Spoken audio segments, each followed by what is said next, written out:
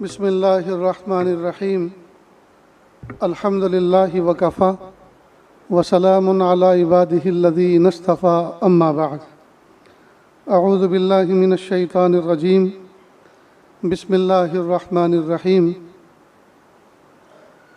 وذکر فإن الذکرى تنفع المؤمنین وقال النبی صلی اللہ علیہ وسلم الا ان فی الجسد مضغة اذا صلحت صلح الجسد كله واذا فسدت فسد الجسد كله الا وهي القلب او كما قال عليه الصلاة والسلام سبحان ربك رب العزة عما يصفون وسلام على المرسلين والحمد لله رب العالمين اللهم صل على سيدنا محمد وعلى آل سيدنا محمد وبارك وسلم اللهم صل على سيدنا محمد وعلى آل سيدنا محمد وبارك وسلم اللهم صل على سيدنا محمد وعلى آل سيدنا محمد وبارك وسلم۔ اللہ رب العزت نے انسان کو دو چیزوں کا مجموعہ بنایا، ایک ہے جسم اور دوسرا ہے روح، اور روح کا اصل مرکز ہے قلب۔ جسم کے تقاضے اور ہیں اور روح کے تقاضے اور ہیں۔ جسم کھا کر خوش ہوتا ہے، روح کسی کو کھلا کر خوش ہوتی ہے۔ جسم پی کر خوش ہوتا ہے، روح کسی پیاسے کو پلا کر خوش ہوتی ہے۔ جسم پہن کر خوش ہوتا ہے، روح کسی ننگے کو پہنا کر خوش ہوتی ہے۔ جسم خدمت لے کر خوش ہوتا ہے، جبکہ روح کسی کی خدمت کر کے خوش ہوتی ہے۔ نیز جس طرح سے جسم بیمار ہوتا ہے اسی طرح روح بھی بیمار ہوتی ہے، لیکن جسم کی بیماری کو ہم نے بیماری سمجھا اور بیماری لگتے ہی فوراً اس کے علاج کی تگ و دو شروع کرتے ہیں، بھاگ دوڑ شروع کرتے ہیں، لیکن روح کو بیمار ہوئے زمانہ گزر چکا، آج تک اس بات کا احساس اور فکر لاحق نہیں ہوئی کہ روح کا علاج کون کرتا ہے، کہاں کرتا ہے، کس طرح کرتا ہے۔ نیز جس طرح سے اللہ تعالیٰ نے جسم کو کچھ فرائض کا مکلف کیا ہے، اسی طرح اللہ پاک نے روح کو بھی کچھ فرائض کا مکلف کیا ہے۔ جیسے جسم پر اللہ پاک نے نماز کو فرض کیا، تو نماز میں جسم اٹھتا ہے، بیٹھتا ہے، جھکتا ہے، نماز کے ارکان ادا کرتا ہے، تو یہ عبادت جسم کے اوپر فرض ہوئی۔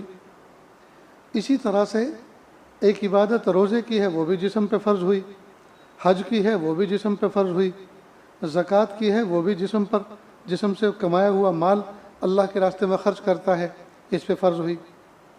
لیکن کچھ عبادتیں وہ ہیں جو روح کے اوپر فرض ہیں، مثلا ناشکری نہ کرنا، صبر کرنا، ریاکاری سے بچنا، اخلاص پیدا کرنا۔ تو اخلاص روح پر فرض ہے، یہ باطنی عمل ہے نا۔ اور ریاکاری جو گناہ ہے اس سے روح کو منع کیا گیا کہ ریاکاری نہ کرے، دکھاوا نہ کرے۔ اسی طرح غصہ ایک رذیلہ ہے، اس کو حد اعتدال میں رکھے، حد سے زیادہ غصہ کرے گا تو یہ مضر ہوگا، اور بالکل غصہ نہیں کرے گا تو بھی مضر ہوگا۔ تو غصے کا فی نفس ہی ہونا ضروری ہے، لیکن حد اعتدال میں، نہ اتنا زیادہ ہو کہ کسی پہ ظلم کر ڈالے اور نہ اتنا کم ہو کہ اپنی شریعت کی حفاظت نہ کر سکے۔ تو جس طرح سے اللہ رب العزت نے جسم انسانی کو کچھ احکام کا مکلف کیا ہے، فرض کیا ہے، اسی طرح اللہ پاک نے روح انسانی کو بھی کچھ احکام کا مکلف کیا ہے۔ اس پورے احکام کے مجموعے کا نام ہے اخلاق۔ اس کا نام کیا ہے؟ اخلاق۔ اب ہم لوگ اخلاق اس بات کو سمجھتے ہیں، کسی سے مسکرا کے سلام کرنا، ہاتھ ملا کے بات کرنا، یہ کہتے ہیں اس کے آدمی کے اخلاق بہت اچھے ہیں۔ تو مسکرا کے بات کرنا، کسی سے ہینڈ شیک کرنا، یہ اخلاق کا ایک اثر ہے، ٹوٹلی اخلاق نہیں ہے۔ خندہ پیشانی سے کسی سے بات کرنا راہ چلتے ہوئے ہیلو ہائی کرنا، یہ اخلاق کا ایک اثر ہے، ٹوٹلی اخلاق نہیں ہے۔ لوگوں نے اسی کو اخلاق سمجھا ہے، نہیں، ہم نے مانا کہ بالکل ایسے منہ بنا کے رہنا جیسے کوئی کڑوی دوائی پی رکھی ہو، ہر وقت بالکل تنا تنا رہنا، یہ بد اخلاقی ہے، ہم نے اس کو مانا۔ لیکن اس کا مطلب یہ بھی نہیں ہے کہ خوش اخلاقی ہے کہ ہر وقت مسکراتے رہنا، ہر وقت لوگوں سے مصافحہ کرنا، یہ خوش اخلاقی نہیں، خوش اخلاقی کا ایک اثر ہے یہ۔ تو پھر ٹوٹلی خوش اخلاقی کیا ہے؟ ٹوٹلی خوش اخلاقی یہ ہے کہ باطن کے اندر ایک ایک صفات حسنہ کو پیدا کرے اور رذائل سے اپنے آپ کو بچائے، یہ ہے ٹوٹلی اخلاق۔ دل کے اندر ریاکاری نہ ہو، دل کے اندر اخلاص ہو، دل کے اندر دشمنی نہ ہو، دل کے اندر محبت ہو، دل کے اندر بدخواہی نہ ہو، دل کے اندر خیر خواہی ہو۔ تو یہ باطن کے جو اخلاق ہیں، اس پورے اخلاق کا مجموعہ، اس کو کہتے ہیں حسن اخلاق۔ اور کئی مرتبہ اس حسن اخلاق کا اظہار مسکرا کے سلام کرنا، ہاتھ ملانا، اس سے ہوتا ہے۔ افسوس کی بات ہے کہ آج ہمارے اخلاق اچھے نہ ہونے کی وجہ سے لوگ اسلام سے دور ہو رہے ہیں، اسلام سے دور ہو رہے ہیں۔ اور یاد رکھنا، اسلام تلوار سے نہیں پھیلا، تلوار سے تو اسلام کا دفاع ہوا ہے، اسلام تو اخلاق سے پھیلا ہے، تلوار کے ذریعے تو اپنا بچاؤ ہوا ہے۔ جیسے اللہ پاک نے جانوروں کو سینگ دیے ہیں، وہ سینگ سے اپنا حفاظت کرتے ہیں۔ اللہ پاک نے انسان کو عقل دی ہے، عقل کے ذریعے سے وہ ایسی چیزیں ایجاد کرتا ہے جن اپنی ایجادات سے اپنی جان مال عزت آبرو کی حفاظت کرتا ہے، اس میں ایک تلوار بھی ہے۔ تو تلوار سے اسلام پھیلا نہیں ہے، تلوار سے تو اسلام کی حفاظت ہوئی۔ اسلام تو اخلاق سے پھیلا ہے۔ میں نے یہ واقعہ آپ کو کئی مرتبہ آپ کے سامنے پیش کیا، آج موقع کی مناسبت سے پھر آپ کے سامنے یہ واقعہ پیش کرتا ہے یہ عاجز، کہ یورپ کا ایک انگریز، وہ اس زمانے کے بغداد میں آیا جس زمانے میں بغداد کے اندر اسلام سکہ رائج الوقت تھا۔ اور کس لیے آیا؟ اس لیے آیا کہ میں دیکھوں اسلام کسے کہتے ہیں اور مسلمان کیسے ہوتے ہیں۔ لہٰذا وہ چلتا رہا، گھومتا رہا، پھرتا رہا، لوگوں کو دیکھتا رہا۔ اس کو سیونگ مشین کی ضرورت تھی، زبان آتی نہیں تھی، تو ایک دکان پر گیا، کچھ اشاروں سے، کچھ کنایوں سے اپنی بات اس کے سامنے پیش کی، اور اپنے ساتھ میں جو ہینڈ پرس تھا اس کا کندھے کا بیگ، اس سے وہ مشین نکالی اور کہا ایسی چیز آپ کے یہاں ہے؟ اس نے کہا ہے، کہا دکھاؤ، تو اس نے دکھائی تو اس کو پسند آئی، کہا قیمت؟ تو قیمت جو بتائی وہ بھی اس کو مناسب معلوم ہوئی، کہا ایک پیس دے دو، تو کہا کہ سیم کمپنی کی سیم چیز سیم قیمت میں سامنے والی دکان سے لے لو۔ یہ دکان سے اترا، روڈ کراس کیا، سامنے دکان پر گیا کہ یہ چیز ہے؟ کہا ہے۔ دکھایا تو وہی جو پہلی دکان پہ دیکھی، قیمت بھی وہی جو پہلی دکان پہ تھی، کہا ایک پیس دے دو، اس نے دے دیا، اس نے لے لیا۔ اب یہ آیا پہلی دکان پر اور کہا آپ سے جب میں نے کہا یہ چیز ہے تو آپ نے کہا ہے اور آپ نے دکھائی بھی، پھر آپ نے بیچا کیوں نہیں؟ تو کہا اصل میں صبح سے اب تک میرے یہاں کئی کسٹمر آ چکے ہیں، کئی گاہک آ چکے ہیں، لیکن صبح سے لے کر آدھا دن گزر گیا، اب تک اس کے ہاں ایک بھی گاہک نہیں آیا۔ تو اگر آج کوئی گاہک اس کے ہاں سے سامان نہیں خریدے گا تو آج اس کے بچے بھوکے سو جائیں گے، آج اس کے ہاں فاقہ رہے گا۔ تو میں نے سوچا کہ ایک کسٹمر جو میرے اختیار میں وہ تو میں بھیج سکتا ہوں، اس لیے میں نے آپ کو بھیجا، اگر آپ کو تکلیف ہوئی ہو تو معاف فرمائیں۔ وہ بڑا حیران ہوا کہ یہ لوگ ایک دوسرے کے اتنے خیر خواہ ہیں۔ پھر وہ چلتا رہا، گھومتا رہا، اسے بھوک لگی تو ایک ہوٹل پر گیا۔ اب اس زمانے کے جیسے بھی ہوٹل ہوتے ہوں گے، نیچے دسترخوان لگا کے کھانا کھلایا جا رہا تھا۔ اس نے آرڈر دیا کاؤنٹر پر، ہاتھ دھو کر یہ بھی دسترخوان پہ بیٹھ گیا۔ تھوڑی دیر کے بعد اس کا آرڈر آیا اور اس نے کھانا شروع کیا۔ اس کے سامنے ایک نوجوان بیٹھا ہوا پہلے سے کھا رہا تھا، وہ اس کو بار بار غور سے دیکھتا، جب اس کی نظر اس پہ پڑتی تو اپنی نظریں جھکا لیتا۔ خیر وہ پہلے سے کھا رہا تھا، کھا کے ہاتھ دھو کے چلا گیا۔ جب یہ اپنی باری پر کھانا کھا کر ہاتھ دھو کر اپنا بل پے کرنے کے لیے کاؤنٹر پہ گیا تو کاؤنٹر والے نے کہا کہ آپ کا بل تو پے ہو چکا. کہا کس نے کیا؟ کہ وہی جو نوجوان آپ کے سامنے بیٹھ کے کھا رہا تھا اس نے کیا. کہ وہ میرا کیا لگتا ہے؟ کہ وہ آپ کا لگتا تو کچھ بھی نہیں، لیکن اس نے مجھ سے ایک عجیب بات کہی. کہا یہ آدمی ہماری کنٹری کا معلوم نہیں ہوتا، یہ ہماری کنٹری میں مہمان ہے، اور اسلام میں مہمان کی مہمان نوازی کرنا یہ فضیلت رکھتا ہے. تو یہ فضیلت میں حاصل کرنا چاہتا ہوں. ان سے بل مت لینا، وہ ہمارے کنٹری کے مہمان ہیں، میں ان کی میزبانی کا شرف اٹھانا چاہتا ہوں، لہذا وہ آپ کا بل دے کر چلے گئے. کہ وہ کدھر کو گئے ہیں، میں ان کو تھینک یو کہنا چاہتا ہوں، شکریہ ادا کرنا چاہتا ہوں. کہا وہ تو مجھے بھی پتہ نہیں وہ کدھر گئے، لیکن اتنا میں جانتا ہوں کہ وہ آپ کا شکریہ کے الفاظ سننے کے لیے کھڑے نہیں رہے، وہ اس کا بدلہ قیامت کے دن اپنے اللہ سے لے لیں گے.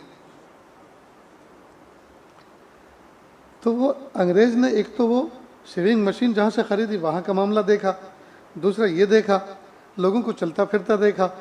تو اس نے کہا یار اگر اسلام اس کو کہتے ہیں اور مسلمان ایسے ہوتے ہیں تو اسلام کیسے قبول کیا جاتا ہے، مجھے قبول کرنا ہے. اور کھڑے کھڑے کاؤنٹر والے کے ہاتھ پر اس نے اسلام قبول کر لیا. تو ایک دور وہ تھا کہ ہمارے اخلاق کو دیکھ کر لوگ اسلام کو قبول کرتے تھے، اور ایک آج کا دور ہے کہ لوگ ہمیں دیکھ کر اسلام سے دور ہوتے جا رہے ہیں. اس لیے دوستو بہت سوچنے کی ضرورت ہے کہ ہم اپنی زندگی کا نمونہ کیسے پیش کریں. ایک دور تھا جس زمانے میں لوگ ہمارے اپنا گھر بیچتے تھے ہمارے پڑوس میں سے، تو وہ قیمت زیادہ لیتے تھے، اور لوگ پوچھتے تھے بھئی آپ کے علاقے میں یہ ریٹ تو نہیں ہے، ریٹ تو کم ہے، آپ زیادہ کیوں لے رہے ہیں؟ کہ ہمیں بھی پتہ ہے ریٹ کم ہے، لیکن زیادہ ہم اس بات کے لے رہے ہیں کہ آپ ایک مسلمان کے پڑوسی بننے جا رہے ہیں اور وہ بہت خوش اخلاق آدمی ہے، تو اس کے پڑوس کی قیمت میں تم سے لے رہا ہوں. اس لیے کہ ایسا پڑوس آپ کو کہیں ملے گا نہیں. گھر تو آپ کو مل جائے گا لیکن پڑوسی ایسا نہیں ملے گا جو رات کو بھی آپ کے خدمت میں آ کے کھڑا ہو جائے اور آپ کی تکلیف میں آپ کا سہارا بنے.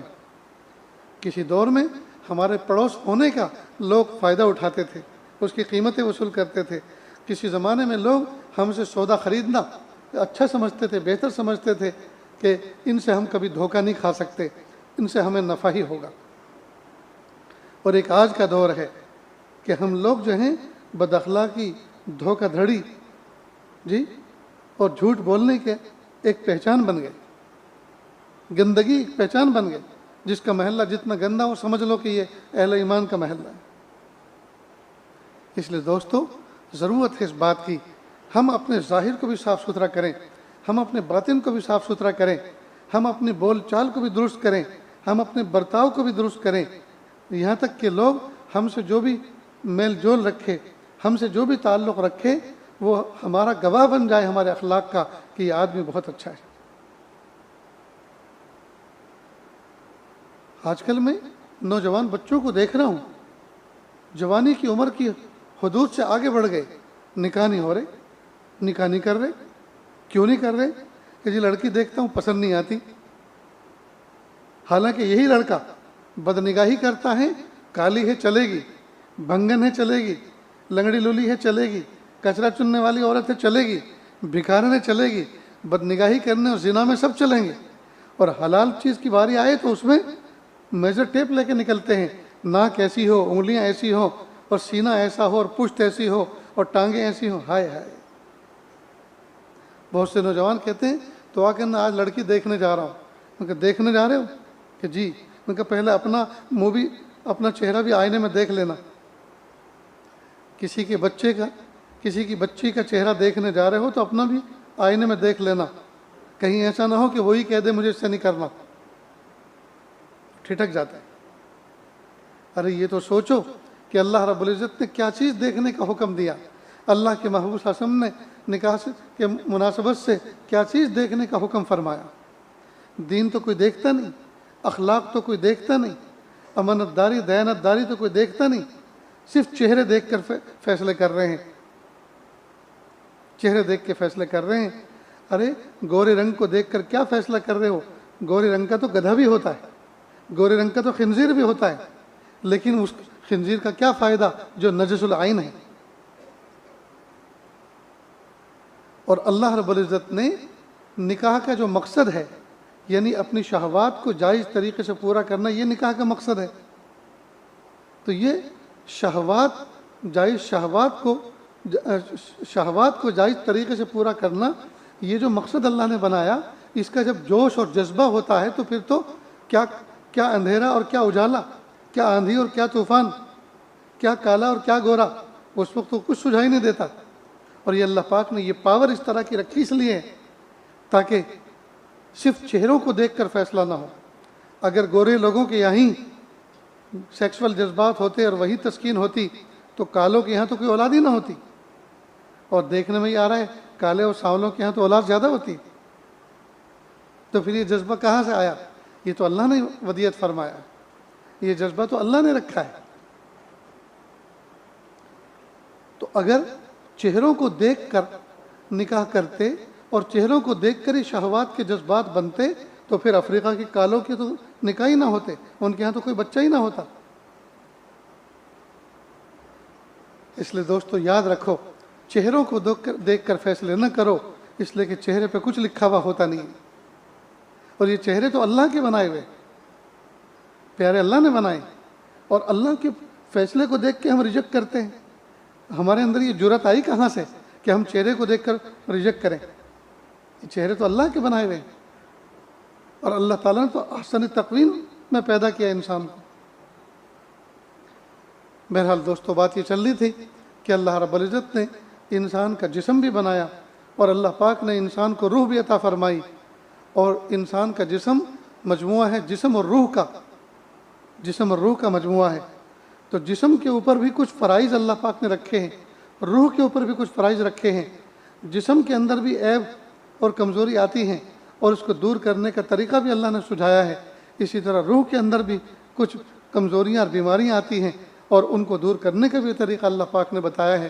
ہمیں چاہیے کہ ہم جسمانی علاج کا بھی بہترین سے بہترین انتظام کریں، روحانی علاج کا بھی بہترین سے بہترین انتظام کریں، اور جسمانی اور روحانی دونوں صحتوں کے ساتھ زندگی گزارنے والے بنیں، دونوں صحتوں کے ساتھ زندگی گزارنے والے بنیں۔ اپنے اخلاق کو اچھے سے اچھا کریں، اپنی عادات کو اچھے سے اچھا کریں، اپنی زبان کا لب و لہجہ درست کریں۔ عام طور پر دیکھا یہ گیا ہے، شوہر ایسی جلی کٹی سناتا ہے، بیوی تڑپ کر رہ جاتی ہے، ایسے ایسے تانے دیتا ہے ساس سسر کے اور سسرال کے اور سالوں کے، برادر نسبتی کے ایسے ایسے تانے دیتا ہے کہ بیوی تنہائی میں سوچتی ہے تو اس کا دل تڑپ کر رہ جاتا ہے۔ میرے بھائیوں، اگر ہم کسی کو راحت نہیں دے سکتے تو نہ صحیح، لیکن کم از کم تکلیف تو نہ دیں، دو میٹھے بول تو بولیں۔ گھر سے رخصت ہوں تو دو میٹھے بول کے رخصت ہو، گھر میں آؤ تو دو میٹھے بول کے گھر والوں کا استقبال کرو، ان کا دل خوش ہو جائے۔ لیکن جس آدمی کی کسی پہ نہیں چلتی، وہ اپنی کمزور بیوی پہ اپنی چلاتا ہے اور وہاں بہادر بنتا ہے، حالانکہ اس کی کوئی سننے والا نہیں، کوئی ماننے والا نہیں، لیکن وہ چونکہ کمزور ہے اور کمزور پہ ظلم کرتے ہیں۔ یہ عاجز کہا کرتا ہے، قیامت کے دن کل میدان محشر میں یہ عورت دامن پکڑے گی اور کہے گی، وہ دنیا تھی جہاں کرتے تھے تم بند زباں میری، یہ محشر ہے یہاں سننی پڑے گی داستاں میری۔ تو پھر کون اس کے ہاتھ سے، اس کے پنجے سے دامن کو چھڑا سکے گا؟ وہاں تو اللہ تعالیٰ اس کی حمایت میں ہوں گے اور اللہ تعالیٰ اس کو انصاف دلائیں گے۔ اس لیے میرے بھائیوں، ہم اپنے اخلاق کو درست کریں، اپنی عادات کو درست کریں، انداز گفتگو کو درست کریں، اپنے بیہیو اور برتاؤ کو درست کریں۔ چھوٹے چھوٹے بچے جب ابو کو گھر میں آتے ہوئے دیکھیں تو خوش ہو جائیں، ہمارے ابو آ گئے۔ بیوی دیکھے تو خوش ہو جائے، میرے سر کے تاج، میری محبت کے معراج آ گئے، میری عزت کے رکھوالے آ گئے، میرا دل خوش کرنے والے آ گئے۔ یہ کیفیت ہونی چاہیے۔ لیکن دوستو، یہ ہم نے کیسی سڑی بھوسی زندگی کا انداز بنا رکھا ہے کہ ہماری زبان سے تیر نکلتے ہیں زہر میں بجھے ہوئے، سامنے والے کے دل کو زخمی کر دیتے ہیں۔ ہم بھلے انداز سے کبھی اپنے گھر والوں سے اور بچوں سے بات نہیں کرتے، ہم ان کو دفع دور کرتے ہیں، ہم ان کو دھمکاتے ہیں، ڈراتے ہیں۔ یہ دوستو، یہ اخلاق اچھے اخلاق نہیں ہیں۔ ہم اپنے آپ کو اچھے اخلاق کا حامل بنائیں۔ بچے خوش، بیوی خوش، پڑوسی خوش، رشتہ دار خوش، ہم سے مل کر رشک کریں، ہمیں اپنا مشیر بنا کر وہ اپنے آپ کو خوش قسمت سمجھیں کہ مجھے ایک ایسے دوست، ایسے بااخلاق مجھے ایک مشیر مل گئے ہیں، جب بھی مجھے کوئی بات ان سے پوچھنی ہوتی ہے وہ اتنا بہترین فیصلہ سناتے ہیں اور ایسی رائے دیتے ہیں کہ میرا دل مطمئن ہو جاتا ہے۔ عجیب بات ہے دوستو، آج کے دور میں ہم انسان ایسے عجیب ہو گئے ہیں، ہم نے اپنے آپ کو پیسہ کمانے کی مشین بنا لیا ہے۔ ہم سوچتے ہیں ہمارا کام صرف پیسہ کمانے کی مشین، پیسہ ہو چاہے جیسا ہو، حلال ہو حرام ہو، صبح سے لے کے شام تک اور شام سے لے کر صبح تک پیسے کمانے کی مشین بنے ہوئے، ہر وقت فون پر بزنس۔ پہلے بیوی سوچتی تھی کہ شوہر صبح کو نکلتے ہیں، سرے شام گھر آتے ہیں، دکان بند کر کے، کاروبار بند کر کے، اور یہ پوری رات ہمارے ہوتے ہیں۔ اب دن میں بھی بیوی کے نہیں ہوتے اور رات میں بھی نہیں ہوتے، بزنس کا فون رات کو بھی چالو رہتا ہے۔ حالانکہ میں اپنے دوست احباب کو کہا کرتا ہوں بزنس کا فون الگ رکھو اور جہاں بزنس چلتا ہے اس کو وہیں چالو کرو اور وہیں بند کر کے آؤ، اور رات کو سکون کے ساتھ اپنے بیوی بچوں کے ساتھ وقت گزارو، یہ ان کا حق ہے۔ لیکن بزنس کا فون لے کر آتے ہیں، بیوی کے پہلو میں بیٹھے ہوتے ہیں، لیٹے ہوتے ہیں، اور بزنس چل رہا ہوتا ہے۔ وہ بیچاری انتظار کر کر کے تھک جاتی ہے کہ یہ ہماری طرف کب متوجہ ہوں گے، یہاں تک کہ تھکا ہارا ان کا جسم اور نیند آ کے غالب آ جاتی۔ اس کو کس نے زندگی کہا دوست؟ یہ کون سی زندگی ہے اور کون سی دولت ہم کما رہے ہیں؟ کون سے ٹاٹا برلا بننے جا رہے ہیں؟ یاد رکھیں ہماری قسمت کا مال اللہ پاک دے کر رہیں گے، قسمت کی روزی دے کر رہیں گے۔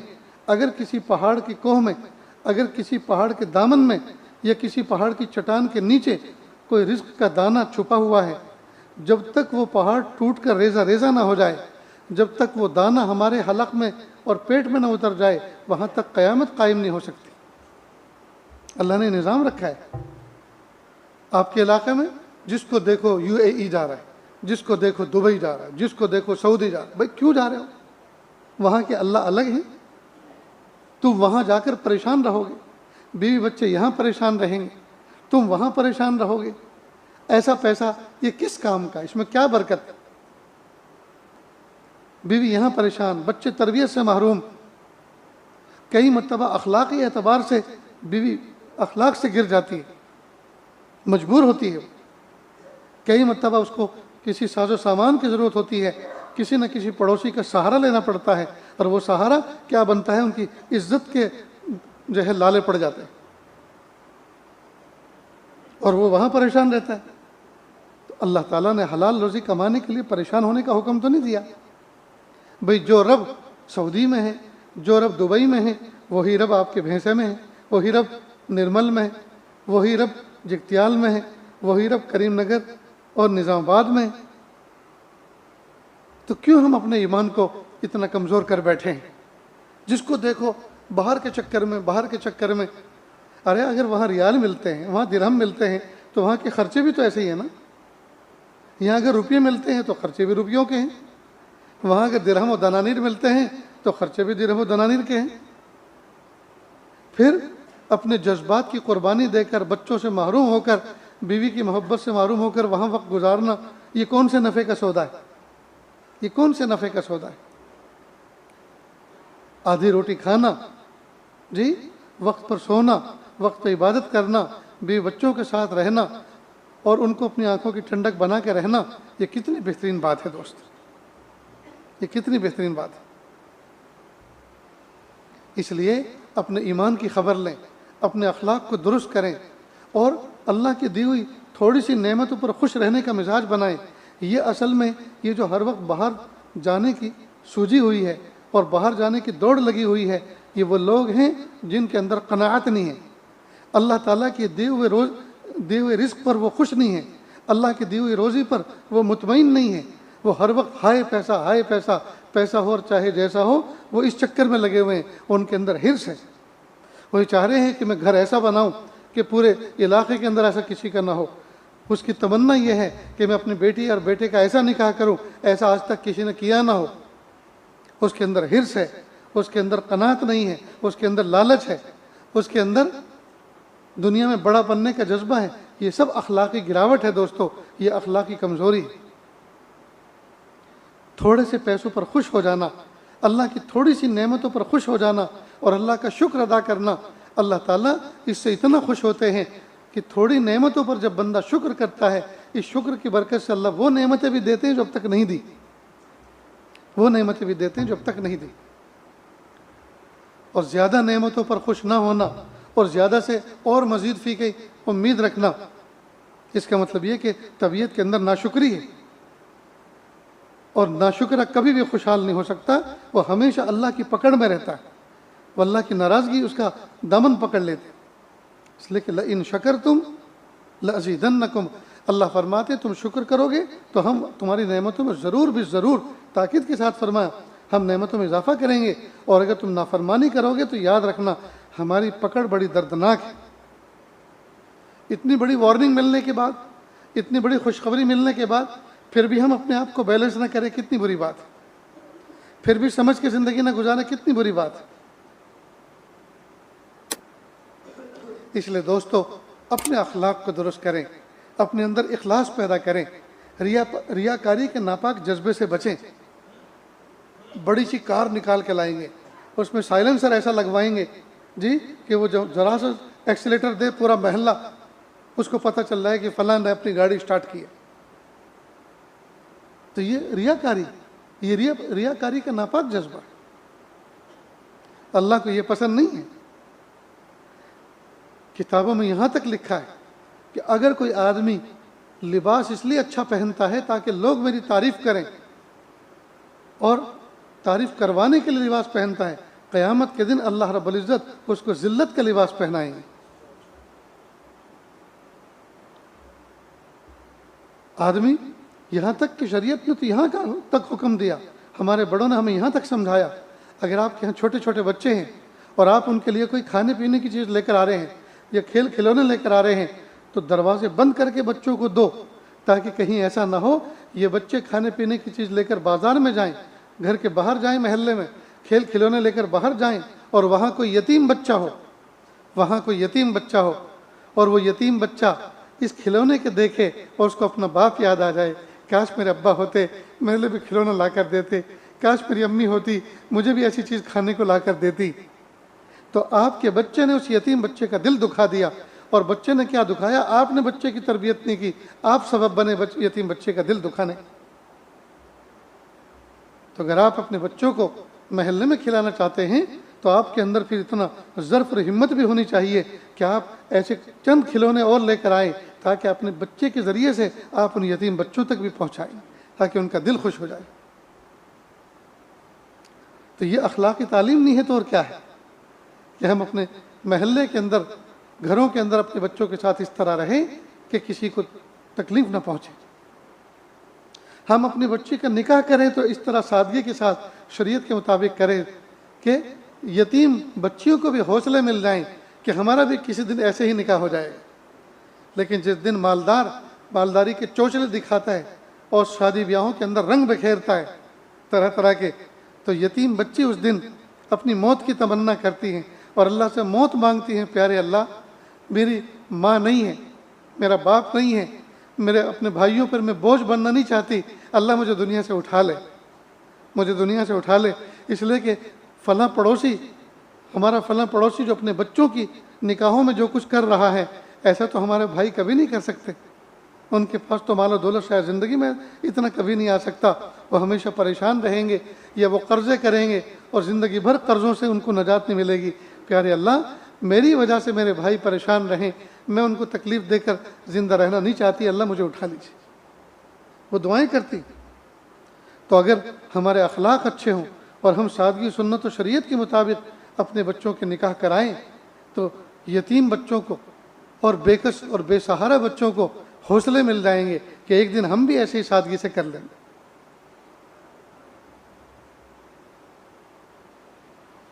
اللہ اکبر کبیر۔ ہمارے بزرگوں میں ایک بزرگ گزرے ہیں دیوبند کے اندر، ان کے ہاں مفتی اعظم پڑوسی ملک کے مفتی شفیع صاحب رحمۃ اللہ علیہ، حضرت مفتی تقی عثمانی صاحب دامت برکاتہم کے والد بزرگوار، وہ تشریف لے گئے تو انہوں نے دسترخوان پر کچھ کھانا پینا رکھا اور کچھ آم رکھے. اس کے بعد وہ سمیٹنے لگے. تو حضرت مفتی شفیع صاحب رحمۃ اللہ علیہ نے سوچا میرے بڑے ہیں، استاد ہیں، حضرت میں دسترخوان سمیٹ دیتا ہوں. کہا نہیں، میرا ایک خاص انداز ہے دسترخوان سمیٹنے کا. اب خاص انداز تو کیا تھا، وہ تو اصل میں ان کی تربیت کرنا چاہتے کہ تم مہمان ہو میرے اور میں میزبان ہوں، تو یہ کام تو میزبان کا ہے، تم کیوں کرو گے. لیکن ضمناً ایک بات اور بھی کہہ دی کہ میرے دسترخوان اٹھانے کا ایک دوسرا انداز آپ دیکھتے رہو. پھر نے دسترخوان سمیٹا، اس کے اوپر جو روٹی کے ذرات پڑے ہوئے تھے ان کو ایک کنارے کیا، جمع کیا، اور ایک ایسے کنارے پہ ڈال کر آئے جہاں چیونٹیاں نکلا کرتی ہیں، تاکہ وہ چیونٹیاں روٹی کے ذرات سے اپنا پیٹ بھر لیں. اس کے بعد آم جو تھے ان کے چھلکے تھے، ان کی گٹھلیاں تھیں، تو گٹھلیاں ایک دوسری جگہ پہ ڈال کر آئے اور آم کے چھلکے دوسری جگہ پہ ڈال کر آئے. اور کہا یہ آم کے چھلکے میں نے مختلف جگہوں پہ اس لیے ڈالے ہیں کہ کسی جگہ ڈھیر سارے اگر چھلکے پڑے ہوئے ملیں گے تو یہ محلہ غریبوں کا ہے، ان کو یہ تکلیف ہوگی. دیکھو ان کے یہاں تو اتنے آم کھائے جا رہے ہیں اور ہمیں نصیب نہیں. اور میں نے مختلف جگہوں پہ اس لیے ڈال دیے کہ یہ غریبوں کا محلہ ہے، ان کے یہاں بکریاں پلتی ہیں تو ان کی بکریوں کا غذا کا سامان ہو جائے گا. اور وہ جو اس کی گٹھلی ہیں وہ ایک خاص جگہ پہ میں ڈال کر آیا ہوں، کیونکہ یہ برسات کا موسم چل رہا ہے اور زمین میں نمی ہے، تو یہ جلدی اگ جائیں گی. اور جب یہ جلدی اگ جائیں گی تو بچے اس کی گٹھلی کو اندر سے نکال کر دیوار پہ گھس کے اس کا باجا بجاتے ہیں. پتہ نہیں آپ کے یہاں آم کی گٹھلی کا باجا بنانا آتا ہے کہ نہیں کسی کو؟ ہم نے تو خوب بجائے ہیں بچپن میں. تو یہ بچوں کے کھلونے کا سامان ہو جائے گا. اللہ اکبر کبیرہ. دیکھیے ایک بزرگ، ان کی نظر کہاں کہاں جاری ہے. ہمارا رزق اور ہماری اللہ تعالیٰ کے ہاں رزق کی فراوانی کسی کی تکلیف کا باعث نہ بنے. اور یہ جو بظاہر جو چیزیں پھینکنے کی ہیں، جو ہماری نظر میں کچرا ہے، وہ بھی لوگوں کے لیے، اللہ کی مخلوق کے لیے نافع بن جائے. چھلکے بکریوں کے لیے اور روٹی کے ذرات چیونٹیوں کے لیے، جی، اور گٹھلیاں بچوں کے کھیلنے کا سامان بن جائے. دوستو یہ اس وقت تک نہیں ہو سکتا جب تک کہ ہمارے اخلاق اچھے نہ ہوں. ہمارے اخلاق اچھے نہ ہوں. ہم میں سے کتنے ایسے لوگ ہیں، کسی غریب کے گھر میں 2-5 مہمان آ رہے ہیں اور آپ نے دیکھا کہ اچانک ان کے یہاں مہمان آئے ہیں، لگتا یہ ہے کہ ان کو اطلاع بھی نہیں ہوئی اور یہ تو بیچارہ خود غریب ہے، پریشان ہے، مقروض ہے، تو چپ چاپ پیچھے کے دروازے سے کچھ کھانے پینے کی چیز گھر میں پہنچا دیں تاکہ اپنے مہمانوں کا اکرام کر لے. کچھ نقدی پہنچا دیں تاکہ اپنے گھر آنے والے مہمانوں کا اکرام کر لے. کتنی اس کے دل سے دعائیں نکلیں گی، کتنی اس کے دل سے دعائیں نکلیں گی. لیکن اس طرف ہماری توجہ نہیں جاتی، اور توجہ اس لیے نہیں جاتی کہ اندر کا معاملہ، اخلاق کا معاملہ خراب ہو چکا ہے. اس لیے دوستو اخلاق کو اچھا کریں، اپنی عادات کو درست کریں، جی، اور اللہ تعالیٰ سے اس کو دعاؤں میں مانگیں. میرے پیارے اللہ، جس طرح سے آپ نے ہمیں صحت مند خوبصورت جسم عطا فرمایا، یا اللہ حسن اخلاق کی دولت سے ہمیں مالا مال فرما. ہماری ذات سے نہ گھر والوں کو تکلیف ہو، نہ باہر والوں کو تکلیف ہو. ہماری ذات سے اگر کسی کو نفع نہیں پہنچ سکتا تو کم از کم تکلیف نہ پہنچے.